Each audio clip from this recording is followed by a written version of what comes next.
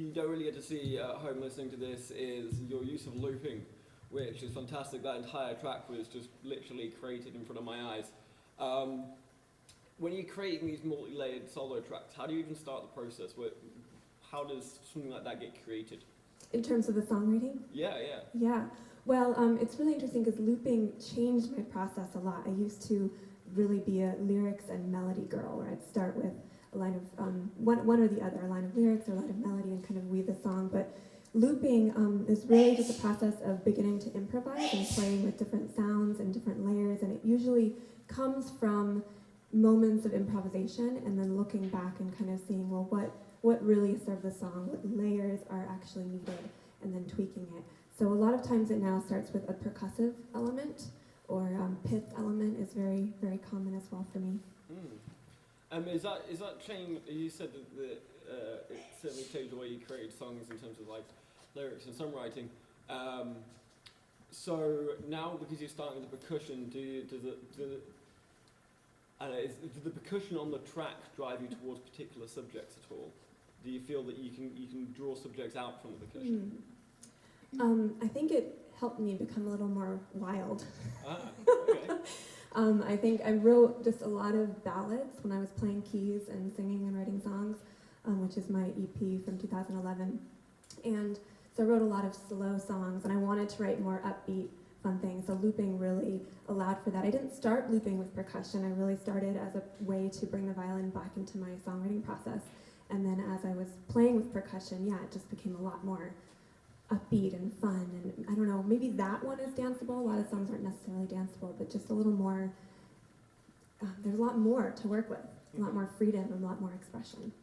And who or what got you into looping in the first place? What was the initial inspiration to give that a go? Well, initially it was because I was playing piano and singing, and I had a band, and then I was also in bands playing violin, and I really wanted to find a way to bring those two worlds together. And also, ever since I was a child, I wanted to sing two notes at the same time. And I found out that birds can actually do that. They have two sets of vocal cords, which is pretty amazing. And I was very upset when I found out that was impossible for human beings. So I think, like, when I actually, tonight is the reason I'm looping. I almost forgot to say that. But Tonight played one of my songwriters showcase, women's songwriters showcase, when I was living in Boulder. It was 6 years ago last week. Because Facebook told me that. Thanks Facebook for making us all feel old. So there she was up on the stage and doing these amazing vocal harmonies and layers, and I just thought, oh my gosh, there is someone being a bird. I want to do that. So I went and got a loop pedal, and it took me about 3 months to be brave enough to try it, and then fell in love. There we go. Did you guys know each other before that moment, or? No, we didn't. So I was on tour. I booked a show at the Laughing Goat. There's a dancing goat in Olympia, Washington. So this is the Laughing Goat in Boulder. Okay. And Emma was running the showcase, and it was a women's showcase. So there were 4 of us, I believe, that night, right? And it was really awesome. I mean, especially being across country and doing a lot of bar gigs, that it was really nice to be surrounded by all these talented women and meet Emma. Who then I found out was from Vermont. So it's been from, I guess, the west back to the east. Yeah, I like to say that Tonight's what brought me back to Vermont. Oh. I think that's super sweet. So now were you touring at the time and met Emma, and then you were always coming back to Vermont, and then you happened to come back up here? Because you were born in Vermont, right, Emma? I was born in Vermont, yeah, and then I toured here. Well, you were touring for that was your life for a minute. That was my life for a minute. The plan was to have it be my life for a long time. And it was my life for a minute, and then my body gave out. I had a lot of health issues, so I had to literally move home and heal, which is that's actually how the song Shadow really began. Was I was lying in bed for 6 months and could barely even play, and I was kind of working out all of the stuff in me that I didn't love, because what else do you do when you lie in bed by yourself but self-reflect? Yeah. Were you actually making music while you were bedridden, or was it kind of just you coming up with your ideas at that point? It was a little bit of making music. I mean, I had weeks and sometimes like a month at a time where I really could barely get out of bed, and so there was not a lot of playing happening. But it was a lot of writing. Mm-hmm. So a lot of lyrics, I think, came from that time, and a lot of reflecting, and a little bit of writing. Shadow was the first song when I was strong enough to loop again and to really do all of the. Takes Yeah. a lot of energy. Yeah. So when I was ready to do that again, Shadow was the first song that came out. I have noticed that quite a lot of your songs are quite philosophical, they're quite deep, they are discussing bigger issues. Where do these larger questions come from? Where do these larger questions come from that you address in your tracks? Yeah, well, I'm just fascinated with what it is to be human on this planet and what it is to live in a world where ultimately we are all interconnected and yet struggle to fully realize that and to act from that. So some of it comes from my spiritual path. I have a Buddhist practice and meditation practice. So a lot of time just thinking about how all life is so dynamic and so rich and things are always coming together and coming apart. And that leads me to really thinking about compassion and equanimity. And I've always been just heartbroken by war and violence and aggression in the world. And in looking at that, kind of this record is really about how we can open our hearts to it rather than shut down, how we can really hold it and we can really bear witness to what is happening. And also be okay with not having the answers and solutions. Like really just hold it. And I think that that's where our actions can come more from a place of wisdom and from a place of being heart-centered and not so much in our who's right and who's wrong mentality, which I think is not going anywhere. So this is really, where did it come from? It definitely came somewhat from a spiritual path, but also just my own heart, like being with what I feel and what I see and trying to process that and ask, how do we, life is hard. How do we really be in the world? And as we mentioned, you guys have got a showcase tomorrow. Mm-hmm. You said it's a gig and plus, so I'm kind of curious to what the plus was. Multimedia. Okay. So one of the people you can't see right now is our friend Meredith Muse, who is doing an art installation piece that will be there. Emma has gotten the Vermont Dance Alliance. They were choreographing a piece for one of her songs. Three songs. Oh, There's wow. three now. Yeah. Yes, wonderful. So yeah, I mean, I think it's a really beautiful time right now to collaborate in all the different ways that we can. I mean, even from like the running sound standpoint or in the interview, like everything that we can all do together becomes more in this community, in the community that we build together. Mhm. So that's so it's gone from a CD release to just very much more. Mm-hmm. Yeah, and it sort of came from, when you're making a record, you're spending a lot of time, if not alone, like with one other person, the producer. Especially when you play all the instruments yourself, and the ones you don't play, your producer plays. So I really wanted, like, this record, I've been sitting with it for so many years and writing and then recording, and these topics are so big, and the record's both, like, it's really personal, but it is universal, and I really wanted it to be about more than just me. I really wanted to bring this music to the world in a way that brought in other people who are feeling what I'm feeling and thinking what I'm thinking and maybe thinking what I'm not thinking, right? So they'll bring something new and expressive and exciting to it. So that was the intention, to make it multimedia, to get other people on board. So it's going to be a fantastic night, and it's also really about inviting the audience to engage. So I think that we need really healthy outlets right now to process what's happening either personally or in the world.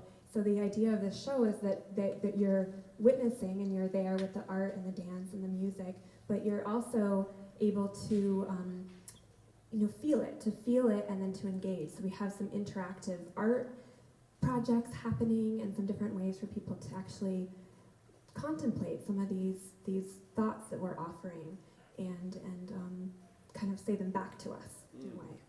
And I think with all the different mixed forms of art that we're using, that contemplation is open to whatever it is that you feel comfortable with, and that's part of it too, is not being pigeonholed into thinking that this is the only way to hold space, or this is the only way to release grief, or whatever it is that needs to happen at that time, that it is okay to go into a dark space by yourself. It is also okay to go dance it out.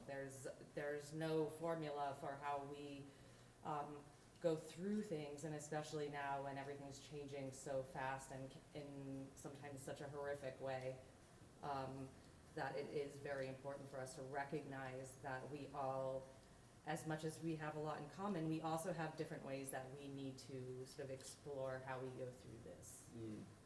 Absolutely. And so you mentioned it kind of started with just be your kind of album release party, and it kind of snowballed. Were these the sort of thoughts and feelings that came up as you kept adding more elements to this project? Actually, Meredith and I, last year, it feels like a million years ago, but between all of the police killings that were happening, I mean, forever, up until the election, and then that horrific thing that happened in November. Meredith runs a speakeasy in Moortown, and I help manage it, and I run the sound for it, and was helping book for it. And so we really then wanted to come up with like a solidarity show where we gave that space, because we needed it for everyone who needed to come and be in a safe space to weep, to rage, to do whatever was necessary. And the idea of this sort of multimedia of collaborating in a sort of revolutionary way and a healing way with other artists, regardless of what medium you use, was something that we were trying to do. And then we were just such a mess that we couldn't pull it together at that time. So what we did was have a solidarity sort of open stage for folks to start our season out last year. And so this is like perfect, because now Meredith is here, Emma's here, we're doing this. My friend Zaka is here, who's going to be filming it tomorrow, and we'll make a mashup later of that video. That we're actually doing it. And the more people that we get involved in these ways, I mean, you can do these big productions then. It really isn't about one person and spotlighting that one person. We become a giant entity when we're all together, and when we balance all of these different talents. Yeah, and I think, for me, it's interesting. I knew most of that, but it's amazing. Every time I hear you speak about it, I take in more. And for me, it's just like how we kind of work tonight. We're so in sync. Like, I literally wrote out a document and said, here's what I want to do for my album release. And so I thought that's what you were going to say. I thought just now you were going to say, well, Emma sent me this thing. But no, so I sent her this thing, and it was exactly what she was already imagining. So it's that to me is peace, right? That's how peace happens in our world. Peace, and I think it's also very indicative of how much we're all looking for that, and how much in the majority. I mean, of course, there's fringes on either side, but most of us are really trying to find a place to release this and come together and do these things. And when we're paralyzed the way that the politics are now and everything else, like it is hard to realize. I think it's like a sort of trauma space that we're in, to realize that there's somebody like right here who wants to do the same thing, right next to you, and then across the hall also. And when we're able to sort of step out of that grief and step out of the fear and everything else that's going on, to recognize that all around us we're all sort of trying to find and make sense of what's happening, then yes, here we go. We have more than 4 artists performing tomorrow night, in all of their special ways.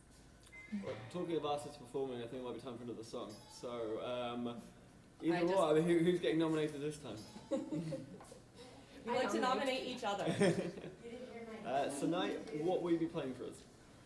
I'm going to play a song called Slow Down. Okay. And I tend not to really write overtly political songs, because I feel like it's pretty obvious, at least the way I am. And I also feel that we do have a lot in common in the world of emotion, like with each other. And I started writing with the idea that if I exposed these parts of myself, then maybe less people would think that they were the only ones feeling that. Mhm. So this is actually a song I wrote when I was accompanying my friend's band to South by Southwest, and the first song I wrote in a house full of people while they watched me. Oh, that's a lot of pressure. Usually I'm pretty private about it, but it's very,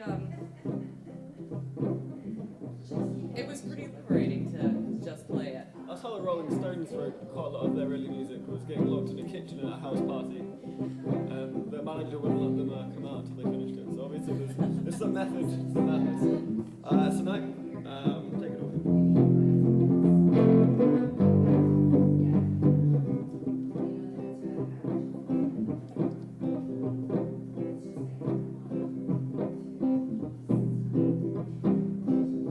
She took her heart, said absolutely, still filled it up and built it stronger still.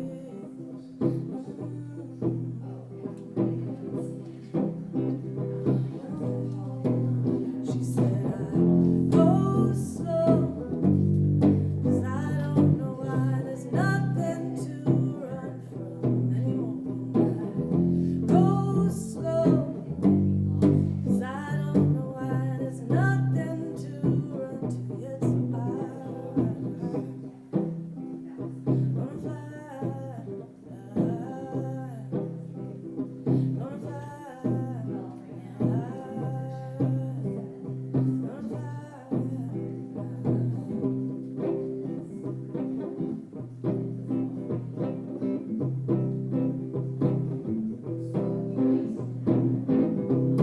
open her eyes, swallow down, heart open those eyes, realize she got it all.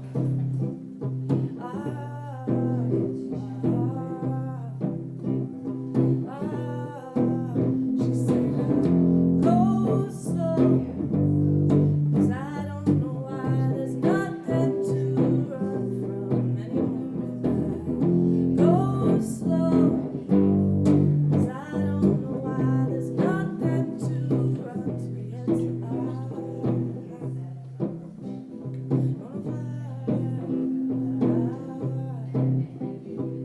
fly,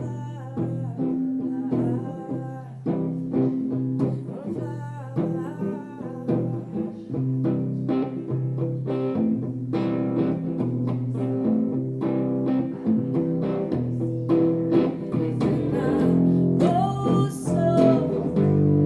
'Cause I don't know why there's nothing to run from anymore. Go slow. 'Cause I don't know why there's nothing to run to yet, so go slow. 'Cause I don't know why there's nothing to run from anymore. Go slow. 'Cause I don't know why there's nothing to run to yet, so I'm gonna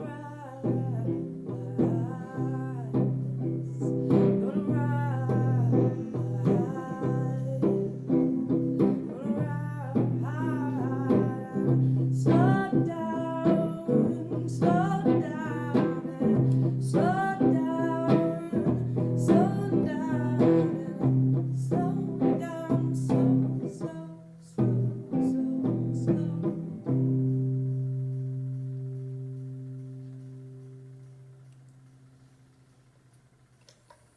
Tonight they're performing, and I'm very sorry to forget the name of the song. Slow down. Slow down. Well, that should have been obvious with the. Usually my titles are the most often repeated lyric in the song so that I don't forget what my songs are when I'm on stage. That'll be noted the next time you sing. As I understand it, tonight you have a full band, and that band's called Tonight, and then solo you play as Tonight Tomlinson, which is your full name.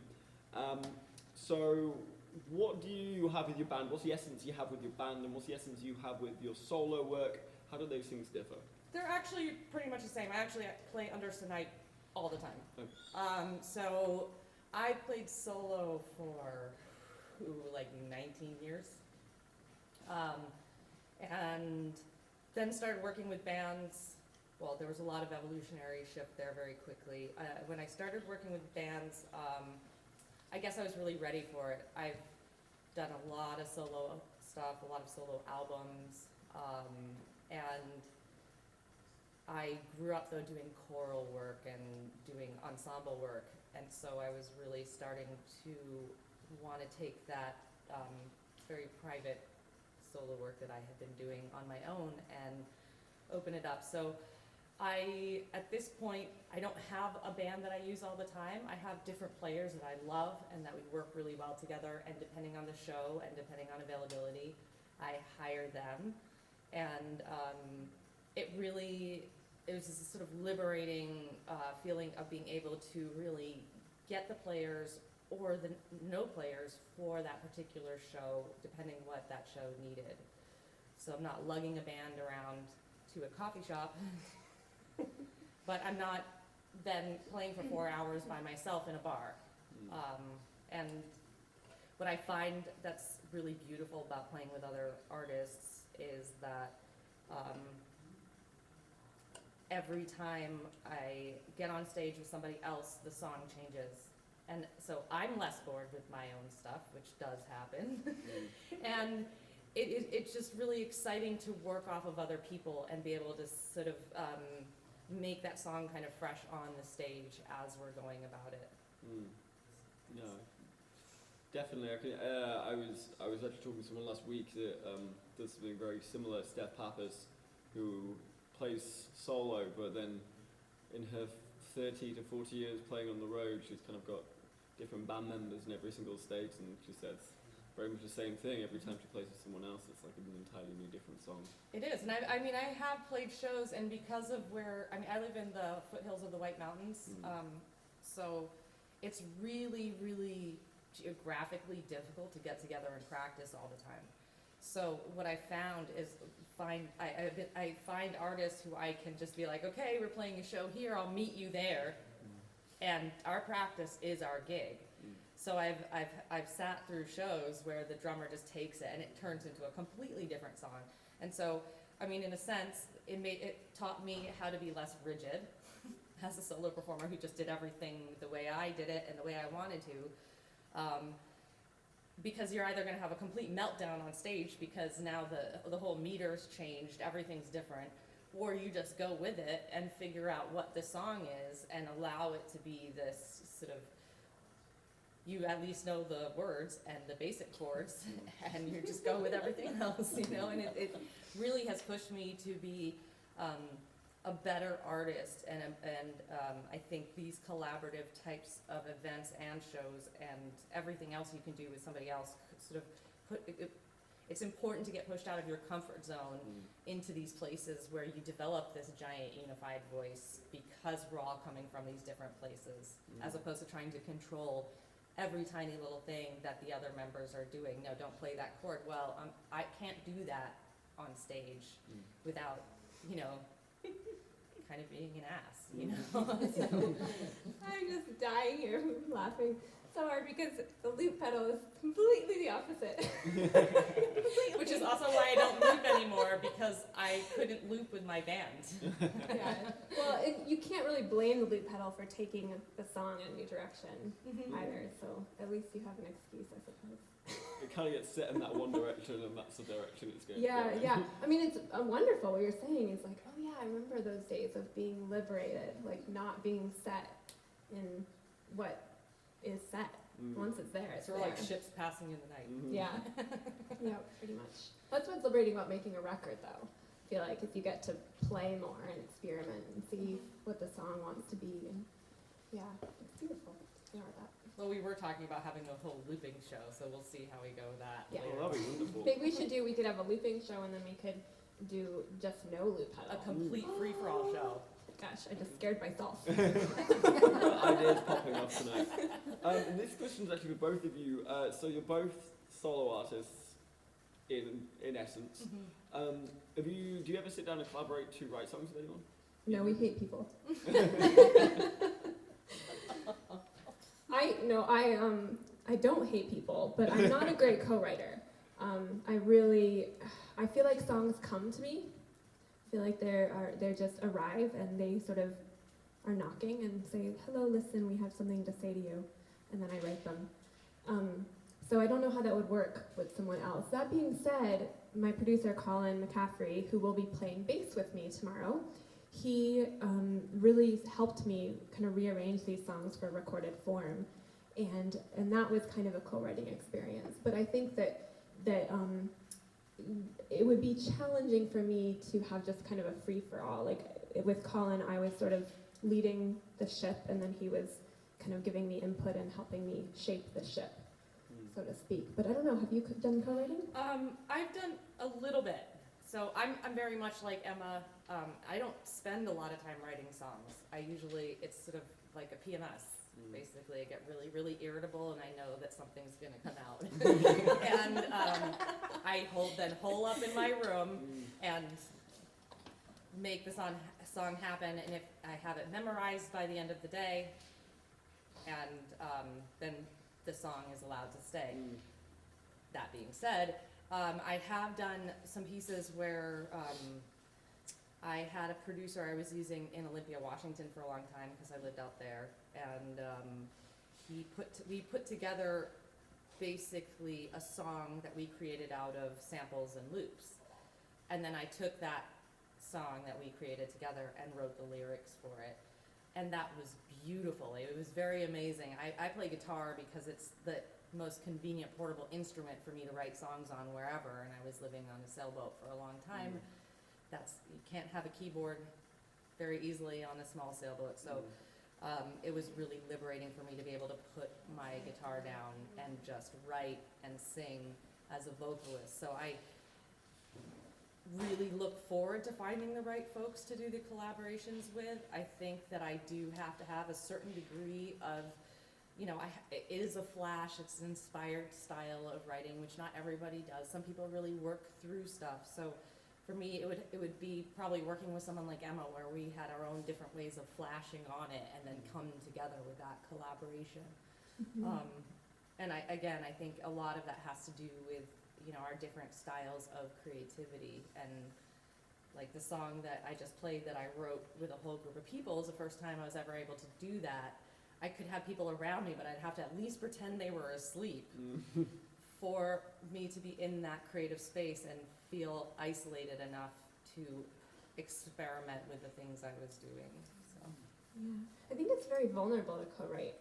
And I was listening to a great interview.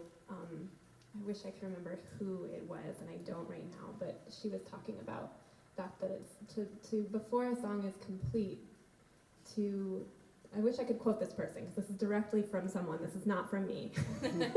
But I really resonated with it that before a song is actually complete, to allow someone in to that fragile, vulnerable space. It's like being with a lover. Definitely. Yeah. Definitely. There's a lot of trust there. Yeah. Letting someone come in. A lot of trust, and for someone to kind of see the song before it's clear, before it's ready, before it knows who it is yet. Yeah, in the process of that writing. I mean, for me, so I'll write the majority of the song, but there are a lot of words that haven't really gotten into place yet. So it takes my memorization and then a couple days usually for me to get the ends of how all of those phrasings are going together. So definitely, I think I would really need that feeling of safety and closeness in that process. And then also, I guess there's ego involved in the sort of wobbly bits of your voice as you're figuring out the chords and the vocals and your lyrics and trying to figure out how that melody line is going to go. I had an English teacher when I was in high school who started to critique my music and then turned to me and said, don't ever listen to anybody and don't take any advice, because there's an evolutionary process in our bad writing too, in our youthful writing, in every part of it. So in that sense of collaboration, I think it would be really important to be working with somebody where you could not have things changed like maybe you did chunks of it, you know, like I'll write a verse, you write a verse, Emma, you know, or I don't know how that works. I don't know how it works and keep that sort of beautiful process of the birth of like a birth of music, of a song, of a creative piece. I think you have to be at a place where you really trust your own voice and you are able to tell when you're giving that up and if that giving up is okay, if it still Exactly. feels good, or if you're losing that part that connects you to the song. So I think I think co-writing is a very mature thing to do as a songwriter, that you have to have really, put your feet in the ground and discovered your own voice before you can collaborate in that. I agree with that. That's very well said. Yeah. I think it might be time for another song, as we're coming over to the last 20 minutes, and I want to get a few more in there before we have to say goodbye. So, Emma, I'm guessing it's your turn. I guess it's my turn, yes. Emma is nominated. Emma, what song are you going to play for us? I'm going to play the song Home, and we were talking before tonight played about all of the topics of this album and of this event tomorrow. So this song, Home is really, for me, it's on the heart and mind these days. There are a lot of people being displaced from their homeland. So that's really what this song is about. All right. Emma, back with Home. Please take it away.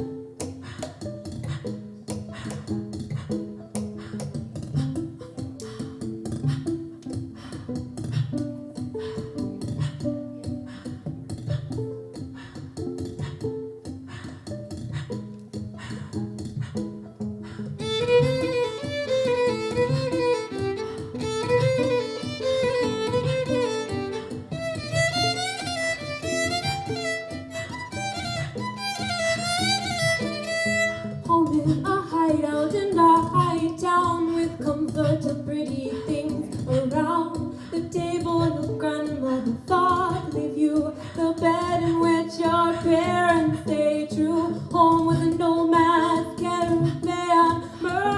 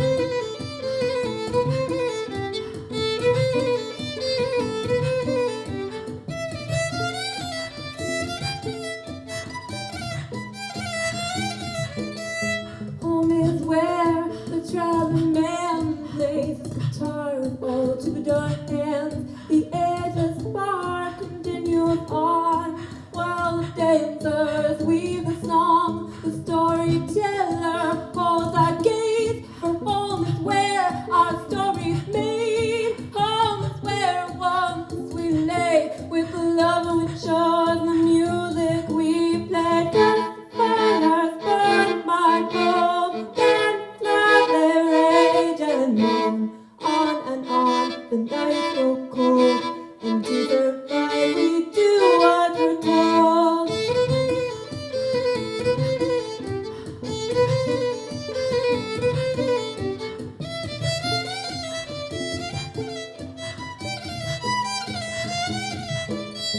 Home is what they take away. Home is where we cannot stay. The land we love, where we were born. The land we mourn from whence we're torn. Home is what we're fighting for. Home becomes the price of war. When comfort's gone, we're changing hands. And from the border we are banned.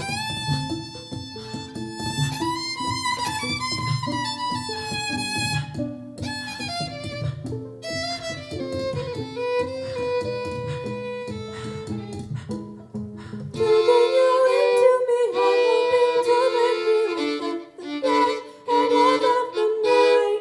Lead them beside me to hold me and guide me. Where do we go and where do we stay?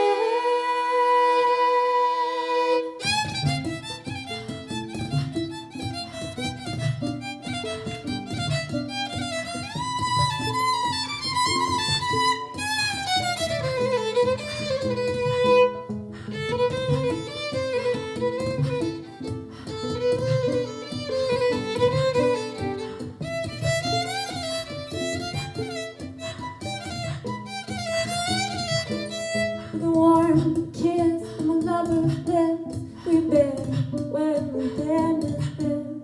We drew in the sand to save the spot where once we laughed, forgave, forgot. First the fires burned my home, then love they rage, and then on and on the nights go cold, and to survive we do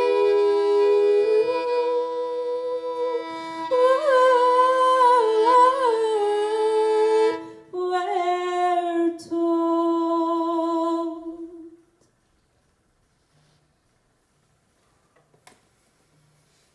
Emma back there with Home. I noticed a lot of different cultural elements, especially in that song. You've got like an Irish folk singer kind of style about you. There's Middle Eastern vibes, especially with the vocals on that. Do you draw a lot from world music?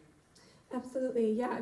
I've studied a little bit of Balkan music and Middle Eastern music. I grew up singing with a Balkan choir here in Vermont, Village Harmony. No, they're not a Balkan choir, but I fell in love with the Balkan part of being in Village Harmony. And then I studied a little bit in California, and then was in a couple different groups in Boulder, Colorado. So definitely a lot there. I love that you said, did you say Irish? Yeah, Irish and Middle Eastern. That's great, yeah. I mean, they're connected for sure. Irish music probably comes from being a violin teacher and teaching a lot of simple violin tunes, and eventually you find all the amazing Irish tunes you can just stop teaching Twinkle. I say that because there are some amazing Irish musicians in Vermont, and I definitely don't consider myself one of them, but I do love the sound. Mm. Yeah. I really want to talk about your album a little bit because it's coming out tomorrow, called Little World. Is it your debut album? It's my debut full-length album, yep. And you did kind of briefly say before this kind of been years in the make. So tell me a little bit about that. Yeah, I think I wrote the first song almost 6 years ago. The first song I wrote on the loop pedal was Little World. And then it went through several iterations of kind of attempting to go and record it with different producers and different people, all the way up to when I was really working on it with a producer out in California, Cameron Woodruff, who kind of co-produced 2 of the tracks on the record. And I was working with him, and that's when I got sick and came back home. So it just kind of was put on hold for a long time. And then as I healed, I rewrote a lot of the songs. I found Colin McCaffrey, and we really spent the last 2 years making this record. So it's been a long time coming, and it feels really good to be finally sharing it. Yeah, I bet. Was there anything that went very quickly and you were surprised? Anything you went slower than you expected?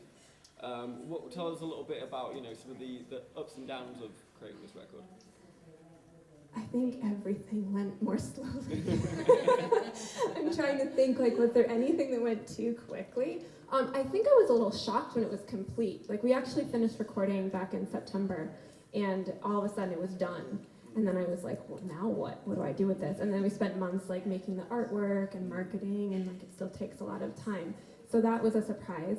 What was your original question? I'm sorry. Just any kind of highlights or lowlights from the record as well, creating the record. Yeah, I mean, I think by the time I got into the studio with Colin, it was all highlights. It was really hard up until then. I just didn't know how I was going to record.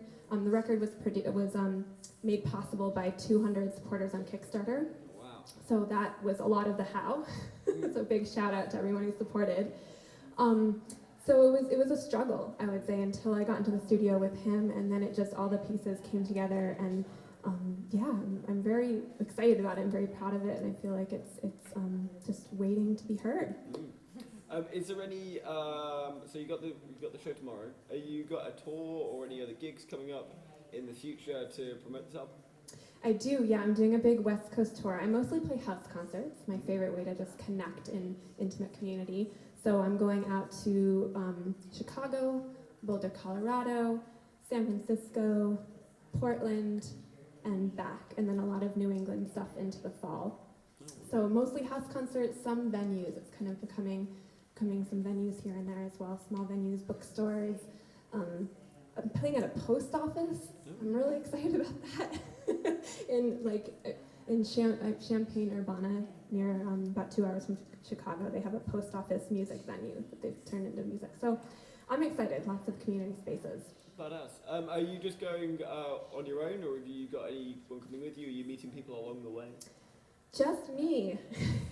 I consider the collaboration is between, all the hosts and the other people. So there'll be a lot of people involved in it in that way, but driving myself across the country. I lived in Boulder, Colorado for about 7 years. I have a big group of people there. So once I get there, there'll be potentially some collaborations. I'm actually going to play the Women's Songwriter Showcase that I used to run in Boulder, where I met tonight. So that's really exciting to be back there. So it'll be the one show with a bunch of other people. Wonderful. Kind of a homecoming in a way. Yeah, absolutely. Yeah. That's gonna be great. Yeah, I think we've got about time for about one more song. I'm guessing, as we're coming up to the hour mark. Whose turn is it? Do you want to do another one since you have your whole set up?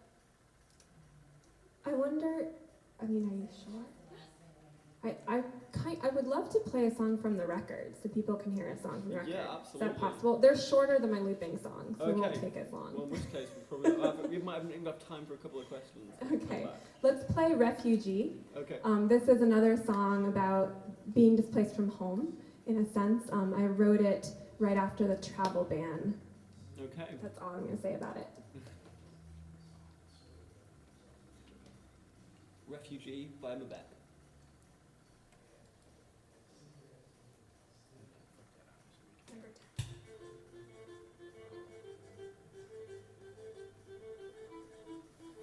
I'm hiding here in the dark, writing songs, making love. I'm hiding out there on the stage, under lights and the people's gaze. You think that you can tame me, think again. I was wild once, gonna be wild again. I call my doubt out by name. She's been hiding too long, unchecked,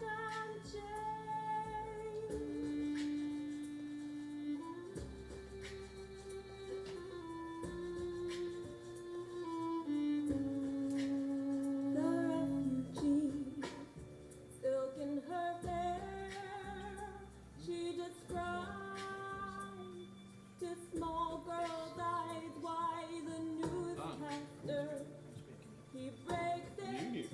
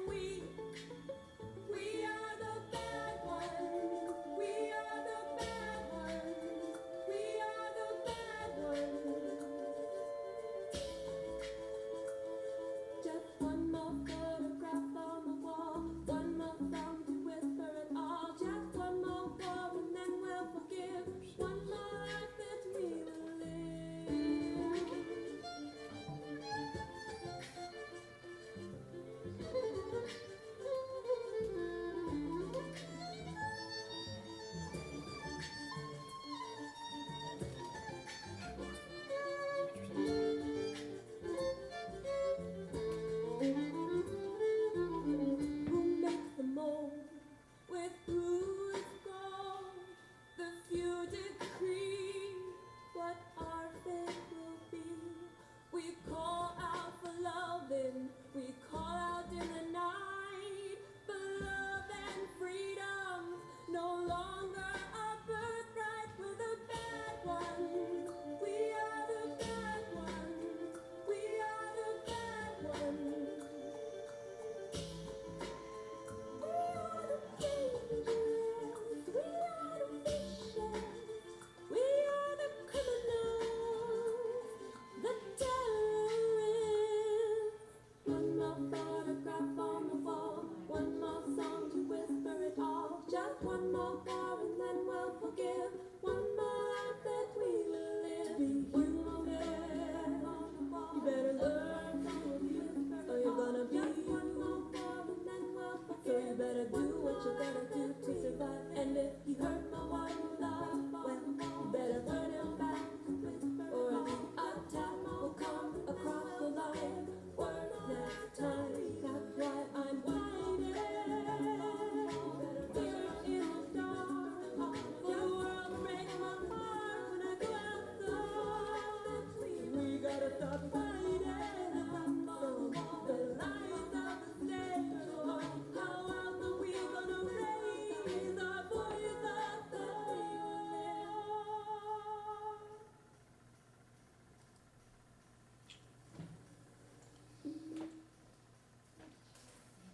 And we're back there with Refugee. I mean, you don't pull very many punches with that song. I was just kind of flicking through the lyrics and listening to them as we're listening to that song, and some pretty harsh words that I'm assuming you're referencing America in general when you say we're the terrorists. Or are you referencing the refugees themselves? Or?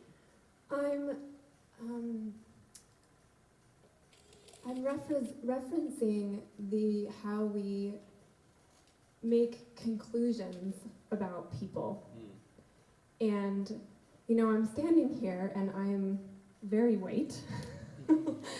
and I wrote this song just really trying to put myself in the shoes of what it would feel like to be discriminated against, you know, based on religion, skin color.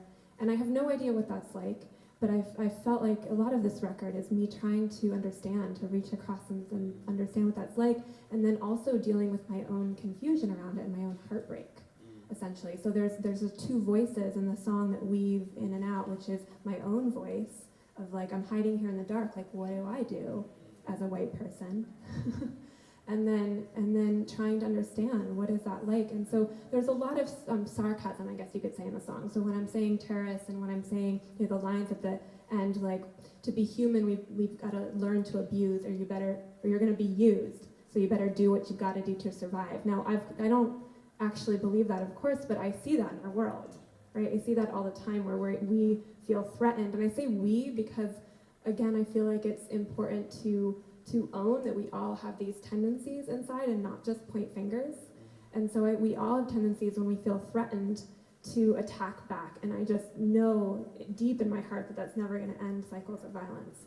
So that's what this song is about. So the bad ones, it's like first, it's the newscaster that says, you are the bad ones. And then it's the refugees themselves saying, okay, you've called us the bad ones. And part of it is this mother trying to explain to her daughter why they're being called the bad ones. And you're saying, so tomorrow is a showcase of kind of trying to bring a bit more healing, following, the multiple different layers of strife that are going on currently. Just to wrap this up, give us the 15-second elevator pitch for tomorrow's gig. She wrote it, so she'll say it. Okay, raise up your eyes. Tomorrow night at Arts Riot. It's the album release show for Little World. It's also a community gathering and a multimedia performance. There's an art installation by Meredith Muse. Jesse Owens and Hannah Satterley will be doing live dance to the songs. Tonight is opening. I will be performing with my bass player Colin McCaffrey. And it is really about bearing witness to our world and bringing your grief, bringing your heart, bringing your longing and your hope, and engaging with these topics in a multimedia format. 7 p.m. art show, 8 p.m. performance. Come be with us, share with us. EmmaBackMusic.com for more information. Snap. Wonderful. Perfect. Emma, tonight, thank you guys so much for coming in today. Wish you all the best of luck for tomorrow. It sounds like it's going to be a fantastic event. Emma Back has got a new album out, Little World. It's coming out tomorrow. Emma, where is it available? EmmaBackMusic.com or all your streaming places. Okay, excellent. Tonight, where can we find your music? Sonite.com. That would be SENAYIT.com. And then I also have a Facebook page, which is easier to contact at this point. I use my website as, I don't know, like a directory of all the other places. Yeah, I see. Well, guys, once again, thank you guys so much for coming in. Really do appreciate it. Absolutely wonderful music this evening. Next week, we've got Deep River Saints and Metamorph. They're coming on. That's all we've got for tonight. Thank you guys so much for listening. This has been The Rocket Shop. I've been your host, Tom Proctor. You have a good night.